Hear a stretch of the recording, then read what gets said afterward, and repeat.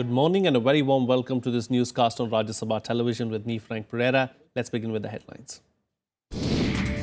Prime Minister Narendra Modi to visit Pathankot Airbase today. Pakistani Prime Minister Nawaz Sharif and Army Chief Raheel Sharif promised to fully cooperate in investigation. BJP General Secretary Ram Madhav meets PDP President Mehbooba Mufti to discuss government formation in Jammu and Kashmir. Oath-taking of new Chief Minister after Monday. Stock markets around the world end a dismal week on a high note as Chinese markets recover after authorities withdraw circuit breaker to claim investors. After a dramatic armed standoff, Mexico recaptures world's most notorious drug lord Joaquin El Chapo Guzman.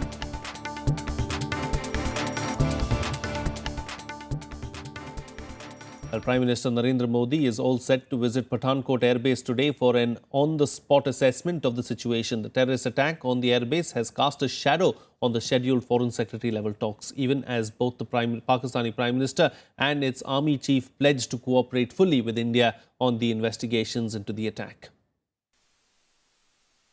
The Air Force Station in Pathankot in Punjab fully sanitized ahead of Prime Minister Narendra Modi's visit on Saturday.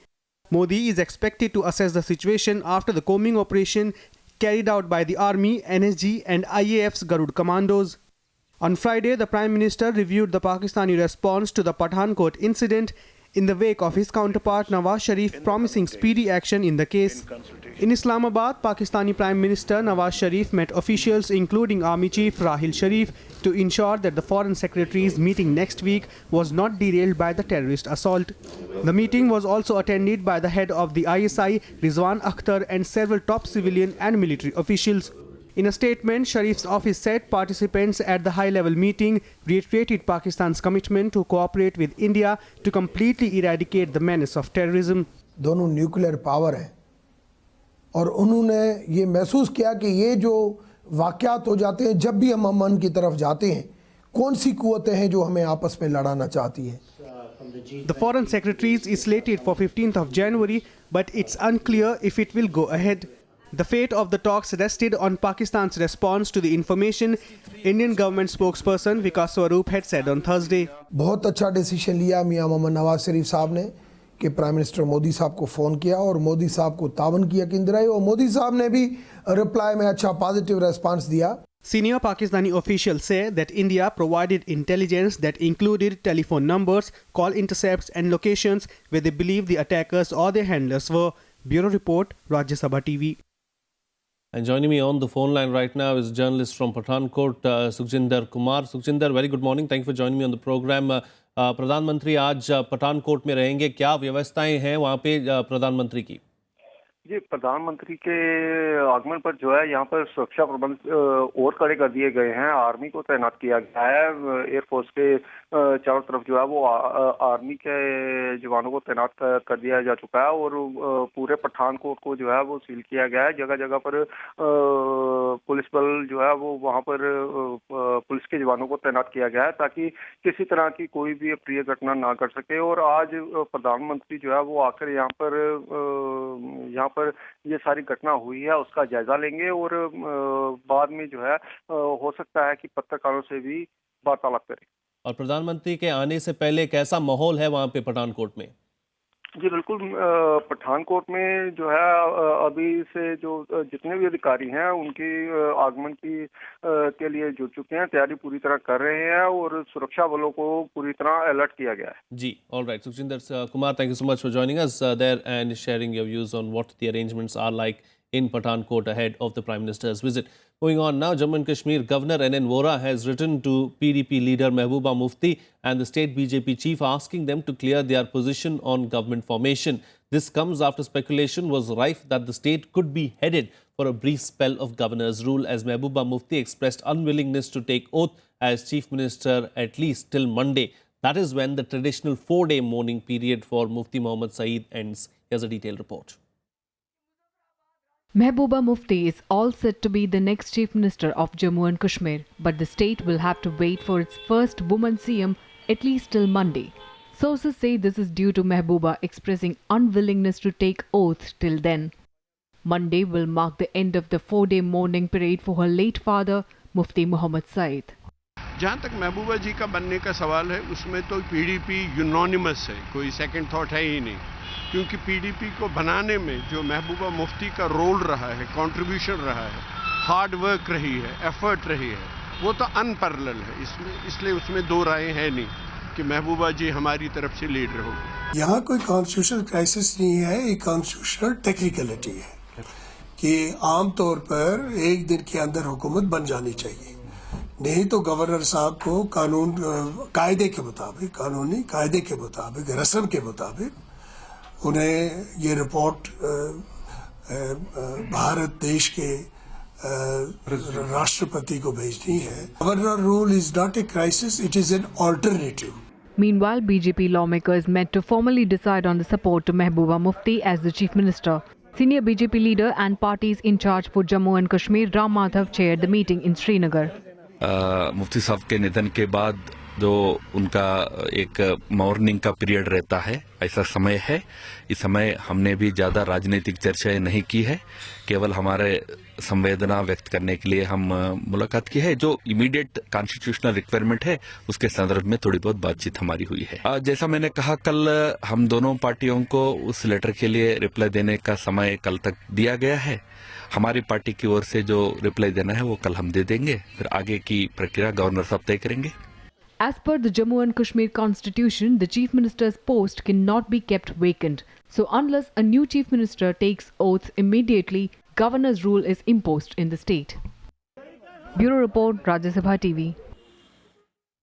Well, the Delhi High Court on Friday reserved its order on the fate of the odd-even formula scheme for January 11th. This after the state government informed the court that pollution level across the national capital showed a declining trend after the implementation of the scheme since Jan 1st. The AAP government also said that the odd-even scheme trial might be extended. Here's more. The odd-even scheme to curb pollution in Delhi might be extended. The Delhi government informed the High Court on Friday that the 15-day trial period is not really sufficient to estimate the effect on pollution levels. Odd even के impact को पूरे दुनिया ने महसूस किया है और दिल्ली भी इसको महसूस कर रहा है और हमें उम्मीद है कि 15 तारीख के बाद सारे जितने डेटाज हैं, आज कोर्ट में कई लोगों ने अतिरिक्त डेटा प्रस्तुत किए, उन लोगों के डेटा का भी हम अनुभव जो है हम लोग उसको एक्सपेरिमेंट करेंगे, उसको भी एग्जामिन करेंगे और सारे तथ्यों के आधार पर 15 तारीख के बाद सरकार आगे का फैसला लेगी। The AAP government also informed the court that the level of the harmful particulate matter across Delhi has come down after the scheme was implemented on January 1st. However, petitioners argued that there is discrepancy in data provided by the government. आज court ने सारे पक्षों को सुना है। Court ने जो सवाल हमसे पूछे थे, उन सारे सवालों का जवाब तथ्यात्मक तरीके से सरकार ने उनके सामने प्रस्तुत किया है। Nobody is claiming that the pollution levels are going down, but surely there is a dip in the peak of the pollution if you compare it with 2014 and 15 with the 2016 first week. So therefore, we have put our case before the Honorable Delhi High Court, and the division bench of the Honorable High Court has now placed it for orders on Monday. वकीलों का dispute ये है कि जो real time data जो CPCB या और authorities जो मिनिस्ट्री ऑफ अर्थ साइंसेज है, जो उनका आया है, उसमें PM2.5 लेवल और PM10 लेवल काफ़ी ज़्यादा बताए गए हैं, जबकि इसके अंदर क्योंकि ग्राफिकल मोड में यह डाटा पेश किया गया, रियल जो मेजरमेंट्स है वो नहीं सप्लाई की गई, इसलिए वकीलों ने बताया कि ये जो रिपोर्ट है ये भी मैनिपुलेटेड वन है। The High Court will now decide the fate of the odd-even formula on January 11th.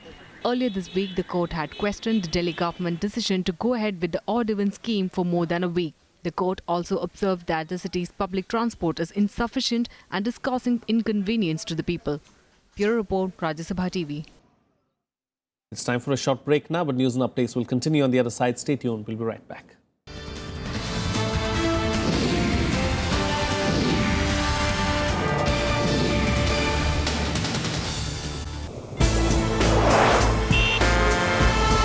Tales that inspire, stories of social change.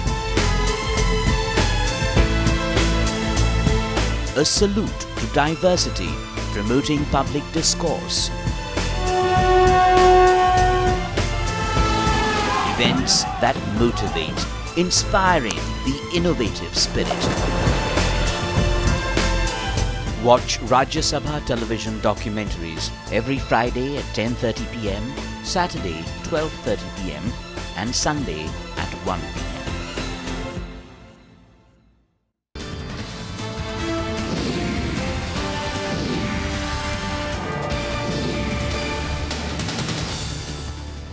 Welcome back. You're watching Rajya Sabha Television. Well, India will launch its first major crop damage insurance scheme for farmers in the fiscal year starting April 1st. Agriculture Minister Radha Mohan Singh revealed the scheme on Friday. It will include use of drones and other technologies to assess crop damage. The impact of unseasonal rains and 2 straight years of drought has heightened agriculture distress. According to Ministry of Agriculture figures, the number of suicides committed by farmers for agrarian reasons in the last 3 years stands at 3,313. ये जो सारी विसंगतियां हैं वो सब ध्यान में आ गया है और मैंने पिछले वर्ष भी कहा था कि इस वित्तीय वर्ष में हम एक नई कृषि बीमा योजना लाएंगे. Well, the Supreme Court on Friday agreed to reconsider its August 2015 decision not to impose a jail term on the Ansal brothers for a 1997 fire at a New Delhi movie hall Upar Grand Theatre owned by them. More than 50 people were killed in the accident. In August, the top court convicted industrialist Sushil and Gopal Ansal of criminal negligence and fined them. The fine was 30 crore rupees each, but controversially decided that they would not be jailed. The Supreme Court verdict excusing the Ansals from bail has been challenged by the CBI.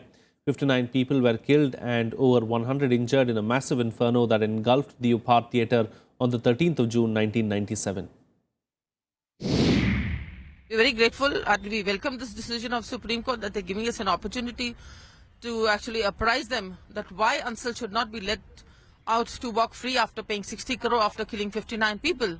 Number one, it sets up a very wrong precedence. And number two, why should these people be given the benefit of a prolonged trial or if they're old age, because they themselves are responsible for prolonging this trial. Well, the probe panel appointed by the Delhi government to investigate the alleged corruption in the DDCA has been declared unconstitutional and illegal by the Union Home Ministry. The panel is headed by former Solicitor General Gopal Subramaniam. Lieutenant Governor Najib Jung wrote to the Delhi government on Friday striking down the panel set up by the Aam Aadmi Party administration to probe alleged irregularities in the city's cricket association. In a letter to the Delhi Chief Secretary, the Lieutenant Governor's office said the Union Home Ministry had held that the commission of inquiry set up by the AAP government was illegal and unconstitutional. The rejection of the Delhi government's decision to probe the DDCA comes soon after a bitter fight between the Arvind Kejriwal-led AAP government and the centre after a CBI raid on the Delhi Secretariat a month ago. The Delhi cabinet on December 21st decided to set up a commission of inquiry under Gopal Subramaniam to probe alleged irregularities in the DDCA. आयोग का गठन दिल्ली सरकार ने अपने पूरे अधिकार क्षेत्र में रह के किया है. केंद्र सरकार की ओपिनियन हो सकती है, उसकी ओपिनियन अगर दिल्ली सरकार की ओपिनियन से इत्तेफाक नहीं रखती तो उसको जाके कोर्ट में इसको क्वैश करने के लिए जाके अपील करनी चाहिए. लेकिन राज्य सरकार केंद्र सरकार की सबऑर्डिनेट नहीं है. And Mr. Kejriwal should understand that he should take decisions for issues which are falling in the domain of Delhi government. 5 Naxals were shot dead after a fierce gun battle in the jungles of Aurangabad district in Bihar. Officials said that the clash took place at around 6 p.m. after a combing operation in the Bangaria jungles. Arms and ammunition including AK-47 rifles were recovered from the site. Cobra and other regular CRPF units are deployed in these areas of Bihar for undertaking anti-Maoist operations. A commando of the Cobra battalion was injured in the encounter. Well, 2 border security force personnel, including a deputy commandant, were killed in a landmine blast triggered by the Naxals in Kalia Jhula jungle in Koratpur district in Odisha on Friday. The incident occurred when around 20 BSF personnel were returning after a combing operation following murder of a local trader. The landmine was planted on the dirt track and was triggered when a bike passed over it. While the rider of the bike died on the spot, the deputy commandant succumbed to his injuries later. Both dead personnel were part of the 143rd BSF battalion. Well, let's now get you some news and events lined up for the day in the day ahead. External Affairs Ministry will hold its first limited edition of the Pravasiya Bharatiya Divas today. The annual event marks the contribution of non-resident Indians to the country's development. External Affairs Minister Sushma Swaraj will address the event that will be webcast by all Indian missions abroad. President Pranab Mukherjee will embark on a two-day visit to Jharkhand today. He will attend the 7th convocation of the Vinoba Bhave University at Haziri Bagh and lay the foundation stone of Jharkhand Technical University at Audrey House, Ranchi. The President will inaugurate the Diamond Jubilee celebrations of Birla Institute of Technology and address its convocation ceremony in Ranchi tomorrow. The committee headed by eminent filmmaker Shyam Benegal to look into the revamp of the censor board will meet Information and Broadcasting Minister Arun Jaitley in Mumbai today. The government had on January 1st constituted the committee to look into the revamp of the board. The panel will submit its report in 2 months. Time for another breather on the program now, but much more lined up on the other side. Stay tuned, we'll be right back.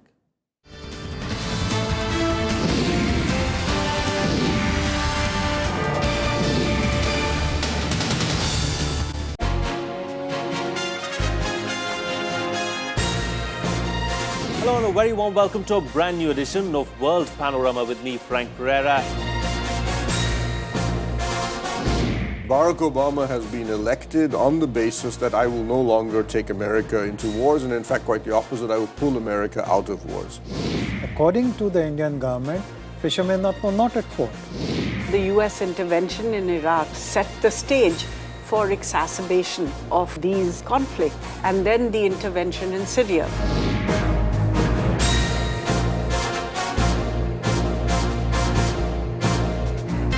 Watch World Panorama at these times on Rajya Sabha television.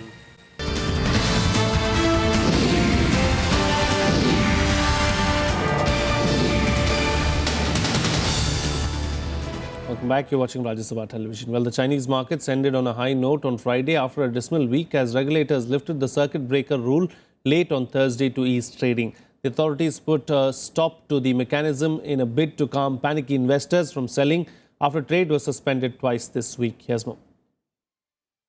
After a volatile week, Chinese markets swung widely in opening trade on Friday, with both the benchmark Shanghai Composite Index and the Shenzhen Composite Index rallying 2% higher than the previous session.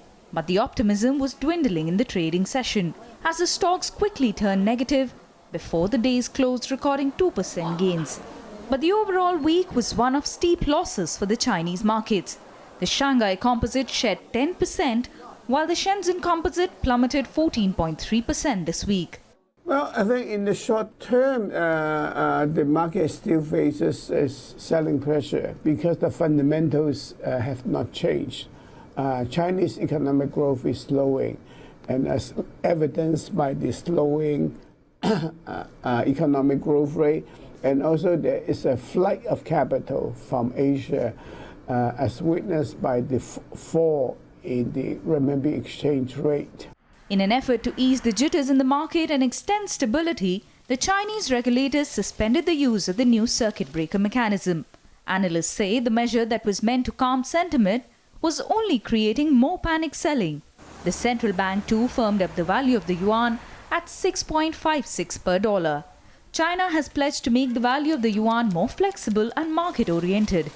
But the fact that they've removed these circuit breakers is going to, again, obviously free up the aspect of people to manage their risk profile and hopefully effectively kind of flush things out of the system. Again, for other markets in the region, it's not a new thing, but these markets are a lot more institutionally inclined. They're a lot more established, and there's a lot more education in the markets as well in relation to how they work, and a lot more tools for them to manage risk. China was the only country that didn't weaken its currency, whilst all other major competitors were weakening theirs. So I think now, with a very strong currency and an economy that is decelerating, it is only natural that the currency starts to come down as the central bank loosens policy. Anywhere else, exactly the same thing would be happening. I don't think it's a reason for panic. The fall in Chinese markets and weakening of the yuan had also affected markets around the world. But the policy reversal resulted in Japan's Nikkei turning positive to 0.4% at 17,835.30. In London, the FTSE 100 was up 55.4 points. In Frankfurt, the DAX was up 1%. Devalue the currency on Thursday had also sent oil prices to 12-year lows. The policy reversal on the border. 우리 군은 8일 낮 12시부터 북한의 4차 핵실험에 대한 상응하는 조치로 대북 확성기 방송을 전면 재개했습니다. 현재 우리 군은 대북 경계 태세를 강화한 가운데 북한의 움직임을 예의주시하고 있습니다. 또 혹시 여기도 그런 포가 떨어질까 봐 항상 우리도 긴장되고 있어요.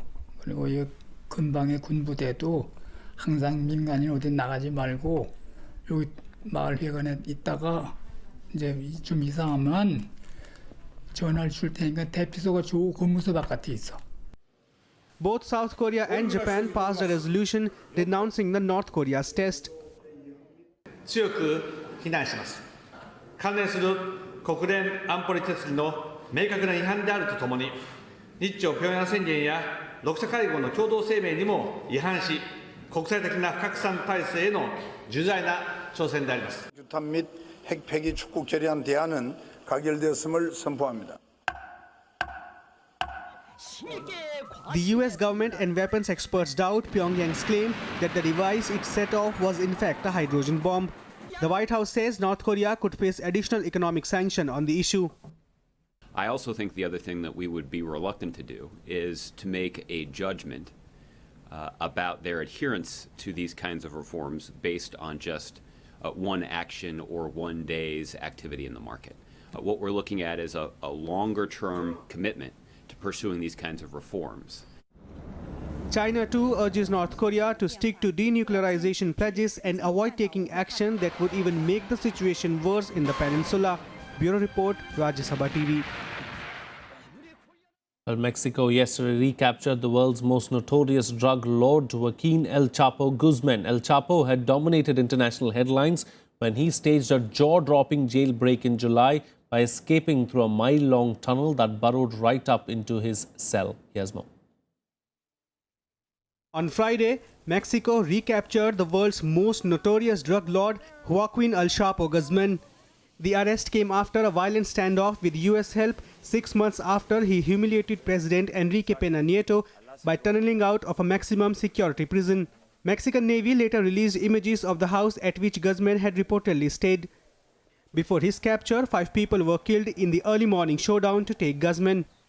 Guzman is head of the powerful Sinaloa cartel and who Peña Nieto first caught in February 2014. The recapture involved Mexican Marines, US Drug Enforcement Administration and US Marshals. One photograph widely circulated on social media appeared to show Guzman sitting on a bed in handcuffs. Another photo appeared to show Guzman without handcuffs. Guzman now faces the prospect of extradition to the United States. Bureau Report, Rajya Sabha TV. For some more international news, here's our world wrap. 3 foreign tourists were injured after attackers stormed a hotel in the Egyptian Red Sea, a resort of Hurghada. The 2 attackers were killed by security forces at the 4-star Bella Vista Hotel. The tourists, whose nationalities are not yet known, were stabbed, but their wounds are not serious. The assailants were aiming to kidnap tourists and one wore an explosive belt. Fierce clashes erupted in Yemen's Taiz on Friday between government forces and Iran-backed Houthi fighters as the two sides battled for control of the strategic city. The fighting was concentrated at one of the main entrance routes to the city, most of which are controlled by the Houthis. Taiz is the center of some of the fiercest battles since the start of the conflict in March, when a Saudi-led coalition began its offensive on Yemen aimed at ousting the Houthis. Further demonstrations against Saudi Arabia have taken place in Iran as the diplomatic rift between the two regional rivals grows. Riyadh and Tehran were already hostile towards each other over an ongoing conflict in Yemen, where Saudi-led fighters are battling against Iran-backed Houthi rebels. Last weekend, Riyadh executed prominent Shiite cleric Nimr Bakir al-Nimr, unleashing a wave of anger from Shiite Iran against Saudi Arabia. The German Interior Ministry identified 31 people suspected of playing a part in the alleged incidents of theft and causing bodily harm in Cologne on New Year's Eve. Of those, 18 are asylum seekers. The news came on the same day, a state government source told the press that the city's police chief had been relieved of his duties for his handling of the sometimes violent clashes. Hundreds of Greek pensioners and workers marched in central Athens on Friday protesting against plans to overhaul the pension system as the government sought backing for its proposals at home and in European capitals. Prime Minister Alexis Tsipras has said that the ailing pension system is on the verge of collapse, but reforming it will challenge his resolve to implement measures demanded by Greece's international creditors.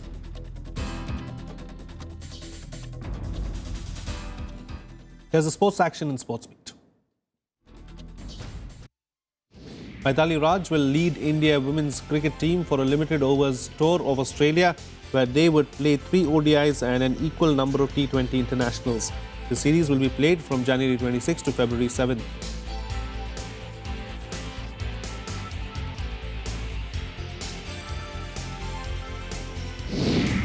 Australian Green beat France 2-1 in an entertaining Hopman Cup encounter on Friday to go through to meet Ukraine in the final, needing to beat the French pair of Kenny de Schnepper and Caroline Garcia to make the final ahead of Great Britain. The Australian team of Nick Kyrgios and Daria Gavirolova survived a match point against them in the championship tiebreak before winning the mixed doubles to seal the match 6-4, 2-6, 11-9. Switzerland's Roger Federer beat Grigor Dimitrov of Bulgaria on Friday to go through to the semi-finals of the Brisbane International. Top seed Federer survived a second set fight back by Dimitrov to run out a 6-4, 6-7, 6-4 winner to set up a meet with Austria's Dominic Thiem.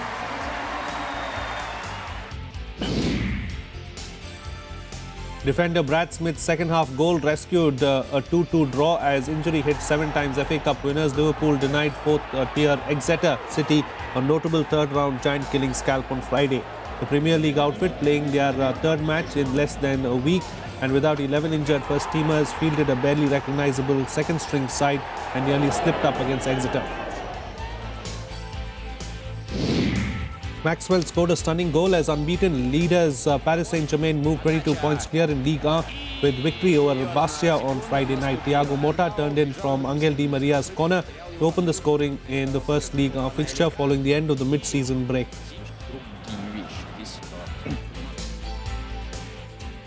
That's it on this bulletin. Have a good day.